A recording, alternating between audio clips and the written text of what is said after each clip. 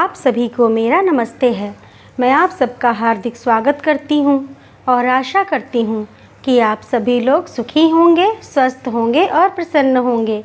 आज मैं आप लोगों के लिए जो कहानी लेकर के आई हूँ उस कहानी का नाम है दिल की रानी और ये कहानी लिखी है मुंशी प्रेमचंद जी ने। चलिए कहानी शुरू करते हैं। जिन वीर तुर्कों के प्रखर प्रताप से ईसाई दुनिया कांप रही थी, उन्हीं का रक्त आज कुस्तुनतुनिया की गलियों में बह रहा है। वही कुस्तुनतुनिया जो 100 साल पहले तुर्कों के आतंक से आहत हो रहा था, आज उनके गर्म रक्त से अपना कलेजा ठंडा कर रहा है और तुर्की सेनापति 1 लाख सिपाहियों के साथ तैमूरी तेज के सामने अपनी किस्मत का फैसला सुनने के लिए खड़ा है। तैमूर ने विजय से भरी आंखें उठाईं और सेनापति यजदानी की ओर देखकर सिंह के समान गरजा, क्या चाहते हो, जिंदगी या मौत? यजदानी ने गर्व से सिर उठाकर कहा, इज्जत की जिंदगी मिले तो जिंदगी, वरना मौत। तैमूर का क्रोध प्रचंड हो उठा। उसने बड़े बड़े अभिमानियों का सिर नीचा कर दिया था। यह जवाब इस अवसर पर सुनने की उसे ताव न थी। इन 1 लाख आदमियों की जान उसकी मुट्ठी में है। इन्हें वह एक क्षण में मसल सकता है। उस पर इतना अभिमान, इज्जत की जिंदगी। इसका यही तो अर्थ है कि गरीबों का जीवन अमीरों के भोग विलास पर बलिदान किया जाए। वही शराब की मजलिसें, वही अरीनिया और काफ की परियां। नहीं, तैमूर ने खलीफा बायजीद का घमंड इसलिए नहीं तोड़ा है कि तुर्कों को फिर उसी मदान्ध स्वाधीनता में इस्लाम का नाम डुबोने को छोड़ दें। तब उसे इतना रक्त बहाने की क्या ज़रूरत थी? मानव रक्त का प्रवाह संगीत का प्रवाह नहीं, रस का प्रवाह नहीं, एक विभत्स दृश्य है जिसे देखकर आंखें मुंह फेर लेती हैं, दृश्य सिर झुका लेता है।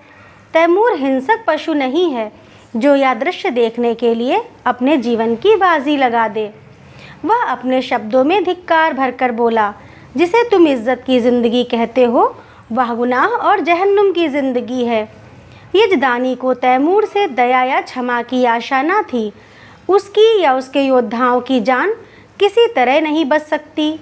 फिर वह क्यों दबे और क्यों ना जान पर खेलकर तैमूर के प्रति उसके मन में जो घृणा है उसे प्रकट कर दे। उसने एक बार कातर नेत्रों से उस रूपवान युवक की ओर देखा जो उसके पीछे खड़ा जैसे अपनी जवानी की लगाम खींच रहा था। सान पर चढ़े हुए इस्पात के समान उसके अंग अंग से अतुल क्रोध की चिंगारियां निकल रही थीं। यजदानी ने उसकी सूरत देखी और जैसे अपनी खींची हुई तलवार म्यान में कर ली और खून के घूंट पीकर बोला, जहां पनाह इस वक्त फतहमंद हैं, लेकिन अपराध क्षमा हो तो कह दूं कि अपने जीवन के विषय में तुर्कों को तातारियों से उपदेश लेने की ज़रूरत नहीं। दुनिया से अलग तातार के ऊसर मैदानों में न त्याग और व्रत की उपासना की जा सकती है और न मयस्सर होने वाले पदार्थों का बहिष्कार किया जा सकता है। पर जहाँ खुदा ने नेमतों की वर्षा की हो, वहाँ उन नेमतों का भोग ना करना नाशुक्री है। अगर तलवार ही सभ्यता की सनद होती तो गाल कौम रोमनों से कहीं ज़्यादा सभ्य होती। तैमूर जोर से हंसा और उसके सिपाहियों ने तलवारों पर हाथ रख लिए। तैमूर का ठहाका मौत का ठहाका था या गिरने वाले वज्र का तड़ाका। तातार वाले पशु हैं, क्यों? मैं यह नहीं कहता। तुम कहते हो खुदा ने तुम्हें ऐश करने के लिए पैदा किया है। मैं कहता हूँ यह कुफ्र है। खुदा ने इंसान को बंदगी के लिए पैदा किया है और इसके खिलाफ जो कोई कुछ करता है वह काफिर है, जहन्नुमी है। रसूल पाक हमारी ज़िंदगी को पाक करने के लिए, हमें सच्चा इंसान बनाने के लिए आए थे, हमें हराम की तालीम देने नहीं। तैमूर दुनिया को इस कुफ्र से पाक कर देने का बीड़ा उठा चुका है। रसूल पाक के कदमों की कसम, मैं बेरहम नहीं हूँ, जालिम नहीं हूँ, खूंखार नहीं हूँ, लेकिन कुफ्र की सज़ा मेरे ईमान में मौत के सिवा कुछ नहीं है। उसने तातारी सिपह सालार की तरफ कातिल नज़रों से देखा और तत्क्षण एक देव सा आदमी तलवार सौंत कर यजदानी के सिर पर आ पहुंचा। तातारी सेना भी तलवारें खींच खींच कर तुर्की सेना पर टूट पड़ी और दम के दम में कितनी ही लाशें ज़मीन पर फड़कने लगीं।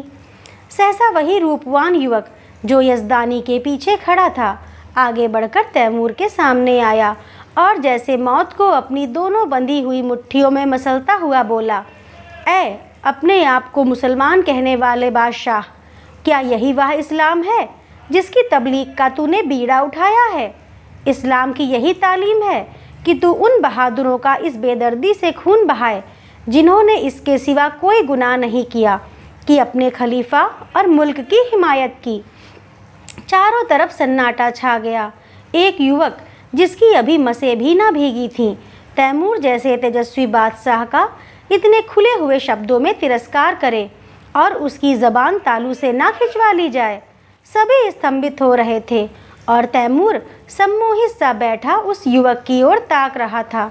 युवक ने तातारी सिपाहियों की तरफ, जिनके चेहरों पर कुतूहल में प्रोत्साहन झलक रहा था, देखा और बोला, तू इन मुसलमानों को काफिर कहता है और समझता है कि तू इन्हें कत्ल करके खुदा और इस्लाम की खिदमत कर रहा है।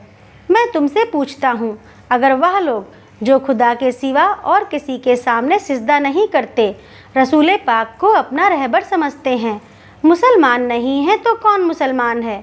मैं कहता हूँ हम काफिर सही, लेकिन तेरे तो हैं। क्या इस्लाम जंजीरों में बंधे हुए कैदियों के कत्ल की इजाज़त देता है? खुदा ने अगर तुझे ताकत दी है, अख्तियार दिया है, तो क्या इसीलिए कि तू खुदा के बंदों का खून बहाए? क्या गुनहगारों को कत्ल करके तू उन्हें सीधे रास्ते पर ले आएगा?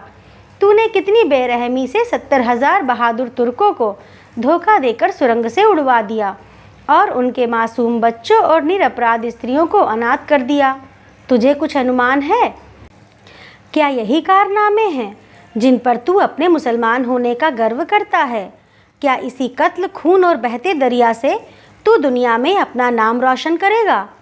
तूने तुर्कों के खून बहते दरिया में अपने घोड़ों के सुम नहीं भिगोए हैं, बल्कि इस्लाम को जड़ से खोद कर फेंक दिया है। यह वीर तुर्कों का ही आत्मोत्सर्ग है जिसने यूरोप में इस्लाम की तौहीद फैलाई। आज सोफिया के गिरजे में तुझे अल्लाह अकबर की सदा सुनाई दे रही है। सारा यूरोप इस्लाम का स्वागत करने को तैयार है। क्या यह कारनामे इसी लायक हैं कि इनका यह इनाम मिले? इस ख्याल को दिल से निकाल दे कि तू खुरेंजी से इस्लाम की खिदमत कर रहा है। एक दिन तुझे भी परवरदिगार के सामने अपने कर्मों का जवाब देना पड़ेगा और तेरा कोई उज्र ना सुना जाएगा। क्योंकि अगर तुझमें अब भी नेक और बद की तमीज़ बाकी है तो अपने दिल से पूछ, तूने यह जिहाद खुदा की राह में किया या अपनी हवस के लिए?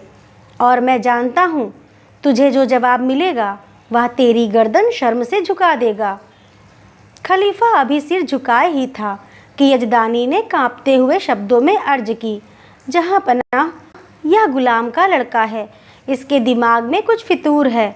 हुजूर, इसकी गुस्ताखियों को मुआफ़ करें, मैं इसकी सज़ा झेलने को तैयार हूँ। तैमूर उस युवक के चेहरे की तरफ स्थिर नेत्रों से देख रहा था। आज जीवन में पहली बार उसे निर्भीक शब्दों को सुनने का अवसर मिला। उसके सामने बड़े बड़े सेनापतियों, मंत्रियों और बादशाहों की ज़बान ना खुलती थी। वह जो कुछ कहता था वही कानून था। किसी को उसमें चूं करने की ताकत ना थी। उनकी खुशामदों ने उसकी अहमन्यता को आसमान पर चढ़ा दिया था। उसे विश्वास हो गया था कि खुदा ने इस्लाम को जगाने और सुधारने के लिए ही उसे दुनिया में भेजा है। उसने पैगंबरी का दावा तो नहीं किया, पर उसके मन में यह भावना दृढ़ हो गई थी। इसीलिए जब आज एक युवक ने प्राणों का मोह छोड़कर उसकी कीर्ति का पर्दा खोल दिया तो उसकी चेतना जैसे जाग उठी। उसके मन में क्रोध और हिंसा की जगह श्रद्धा का उदय हुआ। उसकी आंखों का एक इशारा इस युवक की जिंदगी का चिराग गुल कर सकता था। उसकी संसार विजयनी शक्ति के सामने यह दुधमुहा बालक मानो अपने नन्हे नन्हे हाथों से समुद्र के प्रवाह को रोकने के लिए खड़ा हो। कितना हास्यास्पद साहस था, पर उसके साथ ही कितना आत्मविश्वास से भरा हुआ। तैमूर को ऐसा जान पड़ा कि इस निहत्थे बालक के सामने वह कितना निर्बल है। मनुष्य में ऐसे साहस का एक ही स्रोत हो सकता है और वह है सत्य पर अटल विश्वास। उसकी आत्मा दौड़कर उस युवक के दामन में चिपट जाने के लिए अधीर हो गई। वह दार्शनिक ना था जो सत्य में शंका करता है, वह सरल सैनिक था जो असत्य को भी विश्वास के साथ सत्य बना देता है। यजदानी ने उसी स्वर में कहा, जहाँ पना इसकी बदजमानी का ख्याल ना फरमाए। तैमूर ने तुरंत तख्त से उठकर यजदानी को गले से लगा लिया और बोला, काश ऐसी गुस्ताखियों और बदजबानियों के सुनने का पहले इत्तेफाक हुआ होता तो आज इतने बेगुनाहों का खून मेरी गर्दन पर ना होता। मुझे इस जवान में किसी फरिश्ते की रूह का जलवा नज़र आता है जो मुझ जैसे गुमराहों को सच्चा रास्ता दिखाने के लिए भेजी गई है। मेरे दोस्त, तुम खुश नसीब हो कि ऐसे फरिश्ते सिफत बेटे के बाप हो। क्या मैं उसका नाम पूछ सकता हूँ? यजदानी पहले आतश परस्त था, पीछे मुसलमान हो गया था, पर अभी तक कभी कभी उसके मन में शंकाएं उठती रहती थीं कि उसने क्यों इस्लाम कबूल किया। जो कैदी फांसी के तख्ते पर खड़ा सूखा जा रहा था कि एक क्षण में रस्सी उसकी गर्दन में पड़ेगी और वह लटकता रह जाएगा, उसे जैसे किसी फरिश्ते ने गोद में ले लिया। वह गदगद कंठ से बोला, उसे हबीब कहते हैं। तैमूर ने युवक के सामने जाकर उसका हाथ पकड़ लिया और उसे आंखों से लगाता हुआ बोला, मेरे जवान दोस्त, तुम सचमुच खुदा के हबीब हो। मैं वह गुनहगार हूँ जिसने अपनी जहालत में हमेशा अपने गुनाहों को सबाब समझा, इसलिए कि मुझसे कहा जाता था तेरी जात बेऐब है। आज मुझे यह मालूम हुआ कि मेरे हाथों इस्लाम को कितना नुकसान पहुँचा। आज से मैं तुम्हारा ही दामन पकड़ता हूँ। तुम ही मेरे खिज़्र, तुम ही मेरे रहनुमा हो। मुझे यकीन हो गया कि तुम्हारे ही वसीले से मैं खुदा की दरगाह तक पहुँच सकता हूँ। यह कहते हुए उसने युवक के चेहरे पर नज़र डाली तो उस पर शर्म की लाली छाई हुई थी। उस कठोरता की जगह मधुर संकोच झलक रहा था। युवक ने सिर झुकाकर कहा, यह हुजूर की कदरदानी है, वरना मेरी क्या हस्ती है। तैमूर ने उसे खींचकर अपनी बगल के तख्त पर बिठा दिया और अपने सेनापति को हुक्म दिया, सारे तुर्क कैदी छोड़ दिए जाएं, उनके हथियार वापस कर दिए जाएं और जो माल लूटा गया है वह सिपाहियों में बराबर बांट दिया जाए। वजीर तो इधर इस हुक्म की तामील करने लगा, उधर तैमूर हबीब का हाथ पकड़े हुए अपने खेमे में गया और दोनों मेहमानों की दावत का प्रबंध करने लगा। और जब भोजन समाप्त हो गया तो उसने अपने जीवन की सारी कथा रो रो कर कह सुनाई, जो आदि से अंत तक मिश्रित पशुता और बर्बरता के कृत्यों से भरी हुई थी। और उसने यह सब कुछ इस भ्रम में किया कि वह ईश्वरीय आदेश का पालन कर रहा है। वह खुदा को कौन मुँह दिखाएगा। रोते रोते उसकी हिचकियाँ बंध गईं। अंत में उसने हबीब से कहा, मेरे जवान दोस्त, अब मेरा बेड़ा आप ही पार लगा सकते हो। आपने मुझे राह दिखाई है तो मंजिल पर पहुंचाइए। मेरी बादशाहत को अब आप ही संभाल सकते हैं। मुझे अब मालूम हो गया कि मैं उसे तबाही के रास्ते पर लिए जाता था। मेरी आपसे यही इल्तिजा है कि आप उसकी वजारत कबूल करें। देखिए, खुदा के लिए इनकार ना कीजिएगा, वरना मैं कहीं का नहीं रहूँगा। यजदानी ने अर्ज की, हुजूर, इतनी कदरदानी फरमाते हैं तो आपकी इनायत है, लेकिन अभी इस लड़के की उम्र ही क्या है। वजारत की खिदमत यह क्या अंजाम दे सकेगा। अभी तो इसकी तालीम के दिन हैं। इधर से इनकार होता रहा और उधर तैमूर आग्रह करता रहा। यजदानी इनकार तो कर रहे थे पर छाती फूली जाती थी। मूसा आग लेने गए थे, पैगंबरी मिल गई। कहाँ मौत के मुंह में जा रहे थे, कहाँ वजारत मिल गई। लेकिन यह शंका भी थी कि ऐसे अस्थिर चित्त आदमी का क्या ठिकाना। आज खुश हुए, वजारत देने को तैयार हैं, कल नाराज हो गए तो जान की खैरियत नहीं। उन्हें हबीब की लियाकत पर भरोसा था, फिर भी जी डरता था कि बिराने देश में ना जाने कैसी पड़े कैसी ना पड़े। दरबार वालों में षड्यंत्र होते ही रहते हैं। हबीब नेक है, समझदार है, अवसर पहचानता है, लेकिन वह तजुर्बा कहाँ से लाएगा जो उम्र ही से आता है। उन्होंने इस प्रश्न पर विचार करने के लिए एक दिन की मोहलत मांगी और रुखसत हुए। हबीब यजदानी का लड़का नहीं, लड़की थी। उसका नाम उम्मुतुल हबीब था। जिस वक्त यजदानी और उसकी पत्नी मुसलमान हुए तो लड़की की उम्र कुल 12 साल की थी, पर प्रकृति ने उसे बुद्धि और प्रतिभा के साथ विचार स्वातंत्र्य भी प्रदान किया था।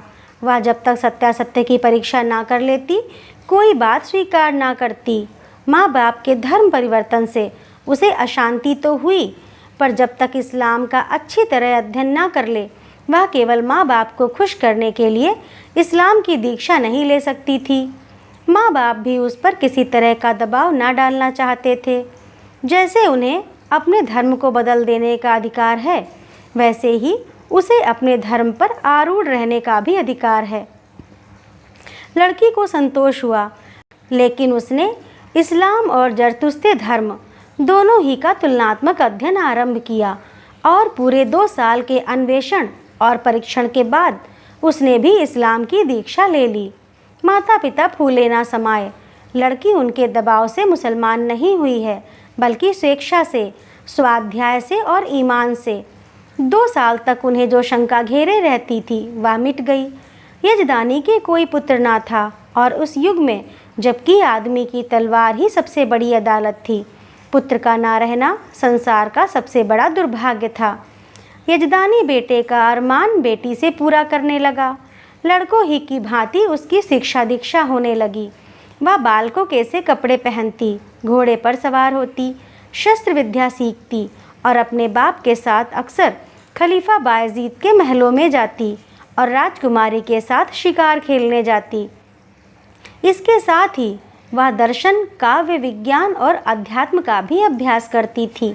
यहाँ तक कि 16वें वर्ष में वह फौजी विद्यालय में दाखिल हो गई और 2 साल के अंदर वहाँ की सबसे ऊंची परीक्षा पास करके फौज में नौकर हो गई।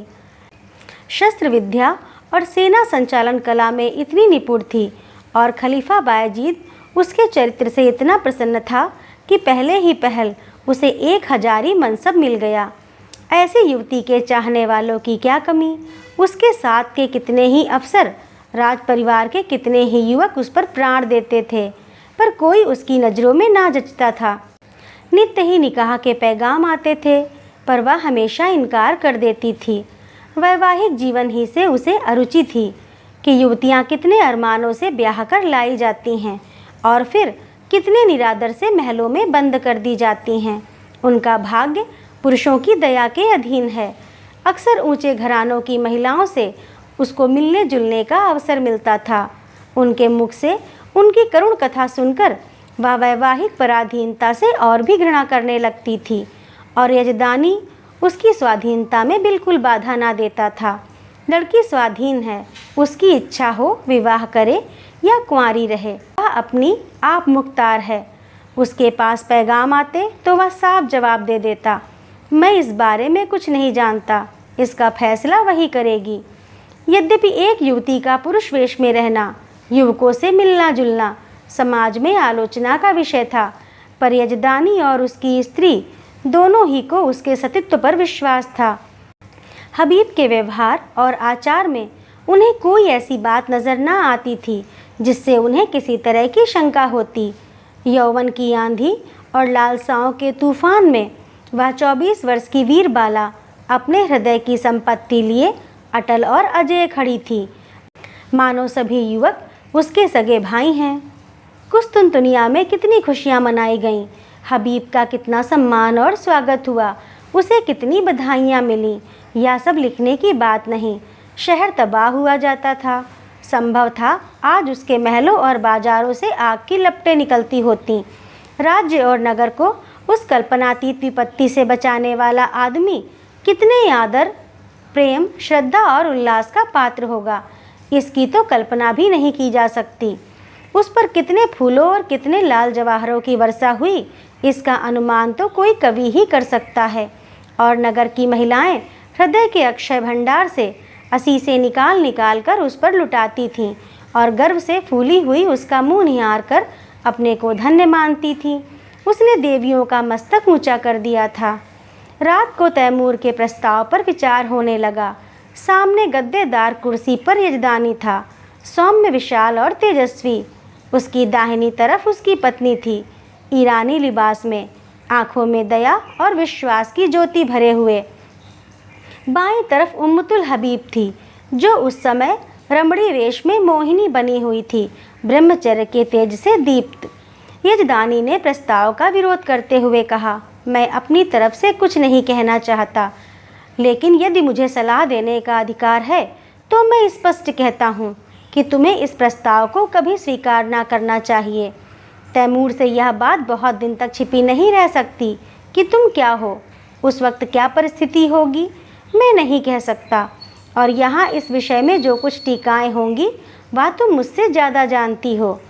यहाँ मैं मौजूद था और कुत्सा को मुँह ना खोलने देता था, पर वहाँ तुम अकेली रहोगी और कुत्सा को मनमाने आरोप करने का अवसर मिलता रहेगा।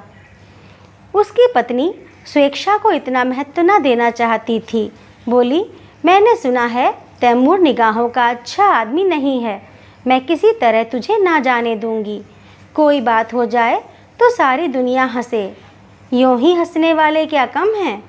इसी तरह स्त्री पुरुष बड़ी देर तक ऊंच नीच सुझाते और तरह तरह की शंकाएं करते रहे, लेकिन हबीब मौन साधे बैठी हुई थी।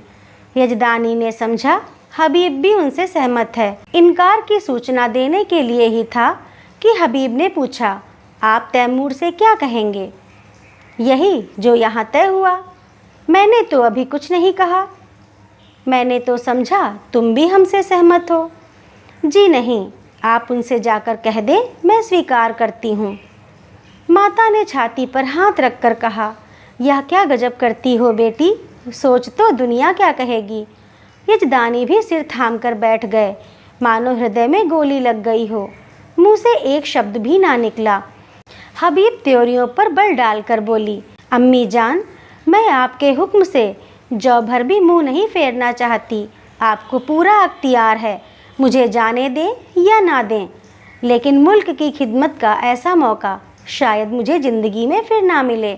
इस मौके को हाथ से खो देने का अफसोस मुझे उम्र भर रहेगा।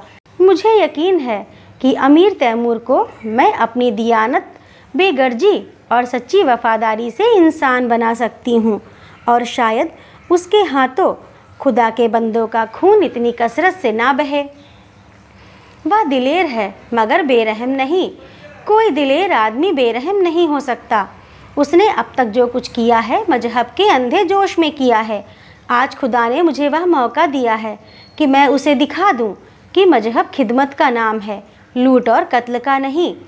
अपने बारे में मुझे मुतलक अंदेशा नहीं है। मैं अपनी हिफाजत आप कर सकती हूँ। मुझे दावा है कि अपने फ़र्ज को नेक नियति से अदा करके मैं दुश्मनों की ज़बान भी बंद कर सकती हूँ।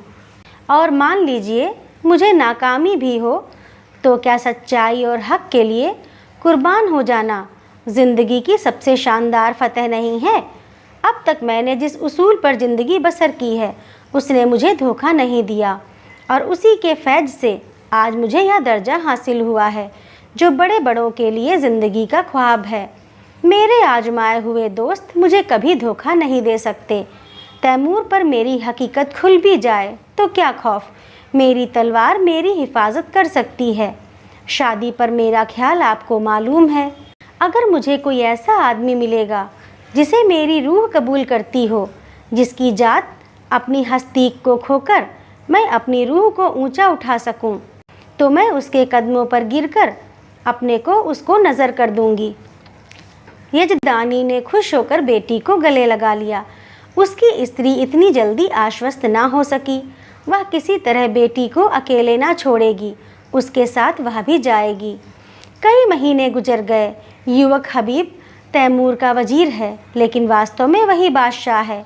तैमूर उसी की आंखों से देखता है, उसी के कानों से सुनता है और उसी की अक्ल से सोचता है। वह चाहता है हबीब आठों पहर उसके पास रहे। उसके सामीप्य में उसे स्वर्ग का सा सुख मिलता है। समरकंद में एक प्राणी भी ऐसा नहीं जो उससे जलता हो। उसके बर्ताव ने सभी को मुग्ध कर लिया है, क्योंकि वह इंसाफ से जौ भर भी कदम नहीं हटाता। जो लोग उसके हाथों चलती हुई न्याय की चक्की में पिस जाते हैं, वे भी उससे सद्भाव ही रखते हैं, क्योंकि वह न्याय को भी ज़रूरत से ज़्यादा कटु नहीं होने देता। संध्या हो गई थी। राज्य कर्मचारी जा चुके थे। क्षमादान में मोम की बत्तियां जल रही थीं। अगर की सुगंध से सारा दीवान खाना महक रहा था। हबीब उठने ही को था कि चौबदार ने खबर दी, हुजूर जहां पनाह तशरीफ ला रहे हैं। हबीब इस खबर से कुछ प्रसन्न नहीं हुआ। अन्य मंत्रियों की भांति वह तैमूर की सोहबत का भूखा नहीं है। वह हमेशा तैमूर से दूर रहने की चेष्टा करता है। ऐसा शायद ही कभी हुआ हो कि उसने शाही दस्तरखान पर भोजन किया हो।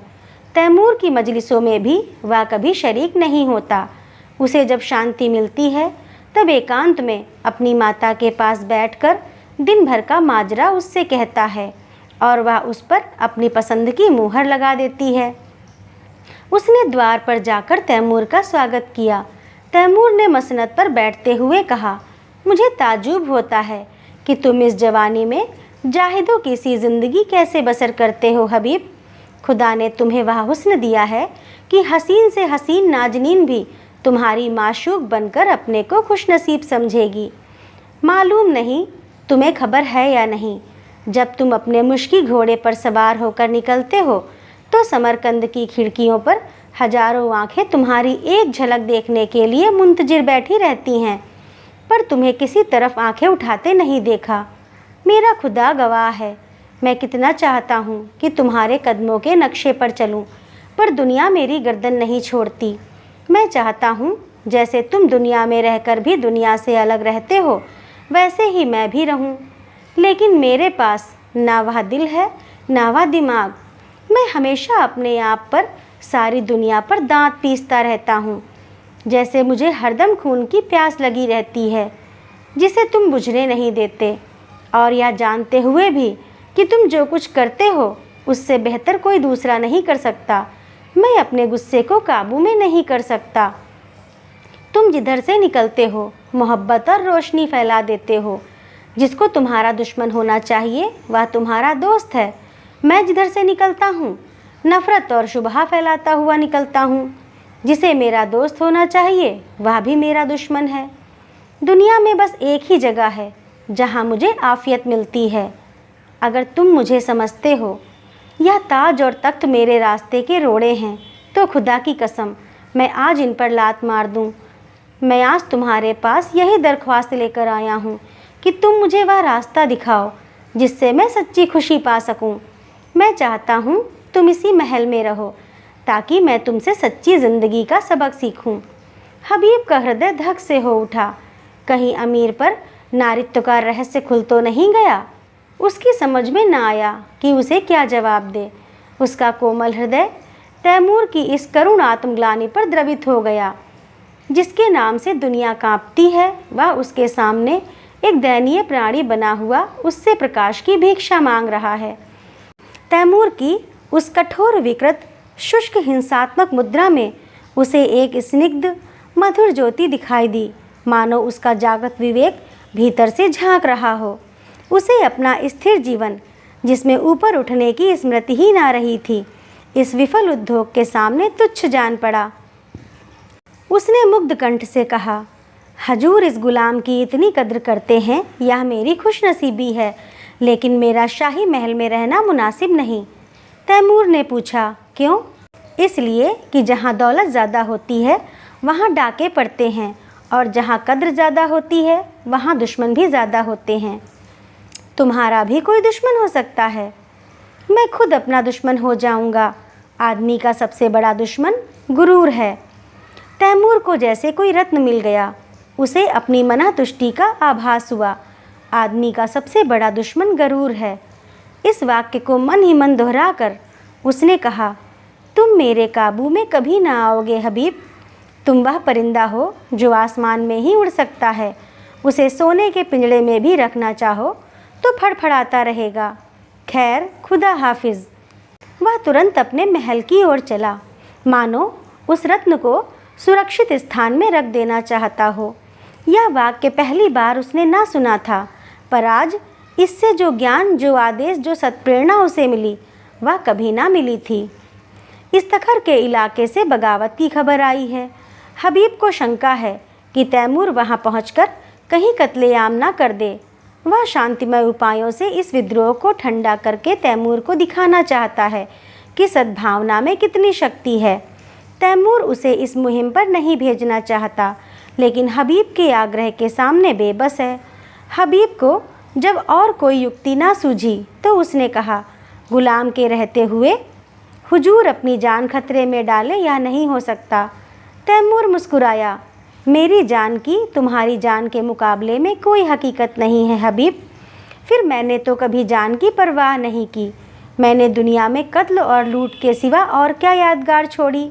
मेरे मर जाने पर दुनिया मेरे नाम को रोएगी नहीं। यकीन मानो, मेरे जैसे लुटेरे हमेशा पैदा होते रहेंगे। लेकिन खुदा ना करे तुम्हारे दुश्मनों को कुछ हो गया तो यह सल्तनत खाक में मिल जाएगी, और तब मुझे भी सीने में खंजर चुभा लेने के सिवा और कोई रास्ता ना रहेगा। मैं नहीं कह सकता हबीब, तुमसे मैंने कितना पाया। काश 10-5 साल पहले तुम मुझे मिल जाते तो तैमूर तारीख में इतना रुसवा ना होता। आज अगर ज़रूरत पड़े तो मैं अपने जैसे 100 तैमूरों को तुम्हारे ऊपर निछावर कर दूं।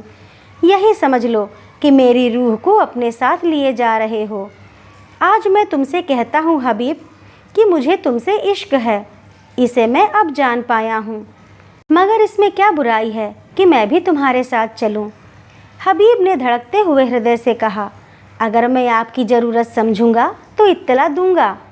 तैमूर ने दाढ़ी पर हाथ रखकर कहा, जैसी तुम्हारी मर्जी, लेकिन रोजाना कासिद भेजते रहना, वरना शायद मैं बेचैन होकर चला आऊँ। तैमूर ने कितनी मोहब्बत से हबीब के सफ़र की तैयारियां की।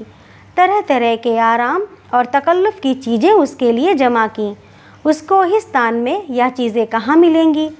वह ऐसा संलग्न था मानो माता अपनी लड़की को ससुराल भेज रही हो। जिस वक्त हबीब फ़ौज के साथ चला तो सारा समरकंद उसके साथ था, और तैमूर आँखों पर रुमाल रखे अपने तख्त पर ऐसा सिर झुकाए बैठा था मानो कोई पक्षी आहत हो गया हो। इस्तखर अरमनी ईसाइयों का इलाका था। मुसलमानों ने उन्हें परास्त करके वहां अपना अधिकार जमा लिया था और ऐसे नियम बना दिए थे जिससे ईसाइयों को पग पग अपनी पराधीनता का स्मरण होता रहता था। पहला नियम जजिए का था, जो हर एक ईसाई को देना पड़ता था, जिससे मुसलमान मुक्त थे। दूसरा नियम यह था कि गिरजों में घंटा ना बजे। तीसरा नियम मदिरा का था, जिसे मुसलमान हराम समझते थे। ईसाइयों ने इन नियमों का क्रियात्मक विरोध किया, और जब मुसलमान अधिकारियों ने शस्त्र बल से काम लेना चाहा तो ईसाइयों ने बगावत कर दी।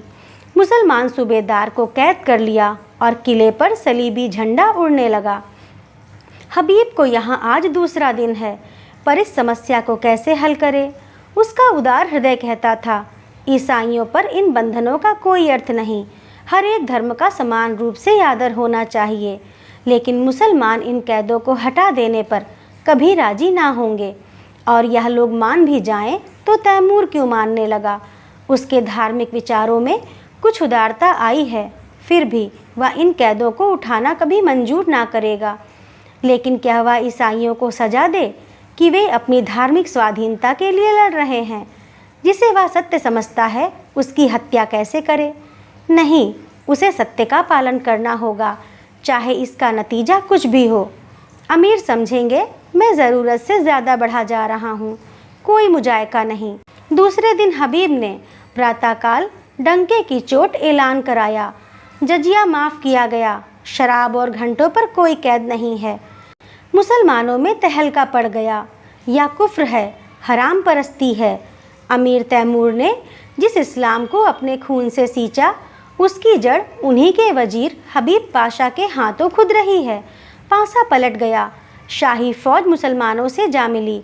हबीब ने इस्तीखर के किले में पनाह ली। मुसलमानों की ताकत शाही फौज के मिल जाने से बहुत बढ़ गई थी। उन्होंने किला घेर लिया, और यह समझकर कि हबीब ने तैमूर से बगावत की है, तैमूर के पास इसकी सूचना देने और परिस्थिति समझाने के लिए कासिद भेजा। आधी रात गुजर चुकी थी। तैमूर को 2 दिनों से इस्तखर की कोई खबर ना मिली थी। तरह तरह की शंकाएं हो रही थीं।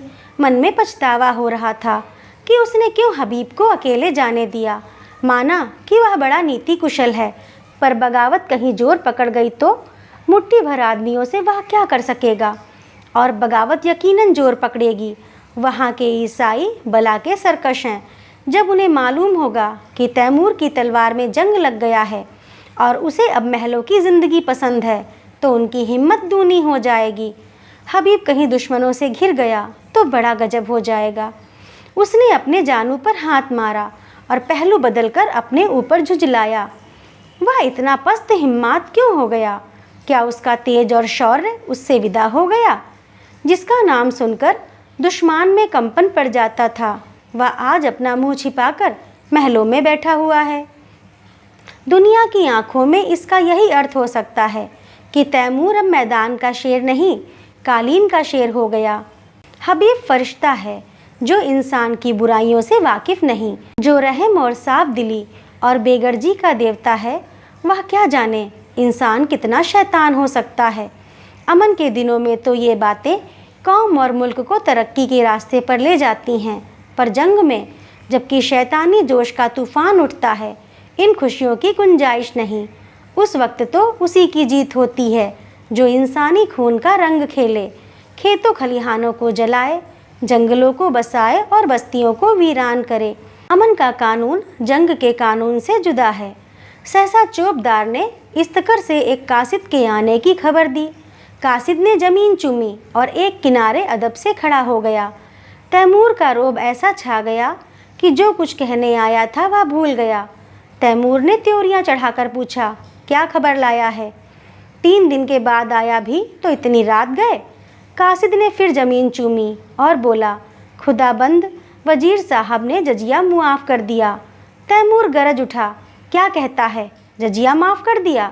हाँ खुदाबंद। किसने? वजीर साहब ने। किसके हुक्म से?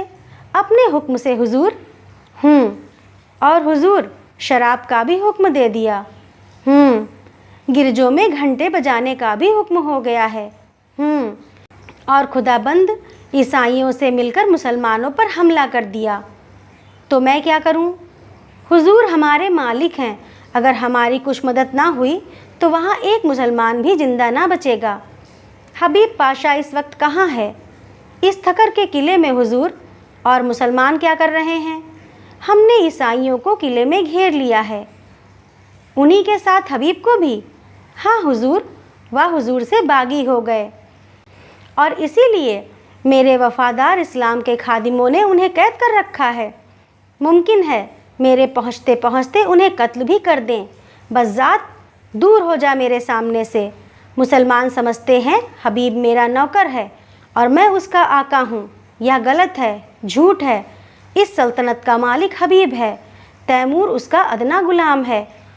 उसके फैसले में तैमूर दखलंदाजी नहीं कर सकता। बेशक जजिया मुआफ़ होना चाहिए। मुझे मजाज नहीं कि दूसरे मजहब वालों से उनके ईमान का तावान लूँ। कोई मजाज नहीं है। अगर मस्जिद में अजान होती है तो कलीसा में घंटा क्यों बजे? घंटे की आवाज़ में कुफ्र नहीं है। काफिर वह है जो दूसरों का हक छीन ले, जो गरीबों को सताए, दगाबाज हो, खुद गरज हो। काफिर वह नहीं जो मिट्टी या पत्थर के एक टुकड़े में खुदा का नूर देखता हो, जो नदियों और पहाड़ों में, दरख्तों और झाड़ियों में खुदा का जलवा पाता हो। वह हमसे और तुमसे ज़्यादा खुदा परस्त है, जो मस्जिदों में खुदा को बंद समझते हैं।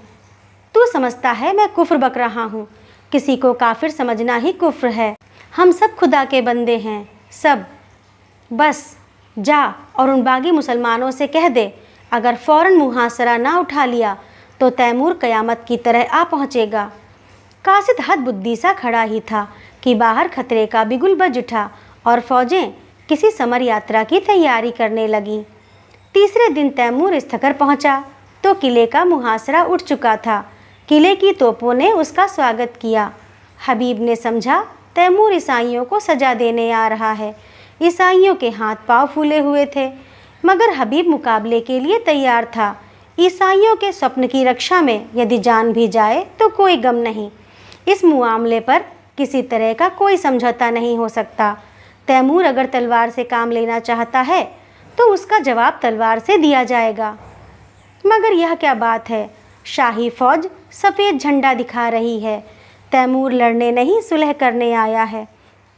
उसका स्वागत दूसरी तरह का होगा।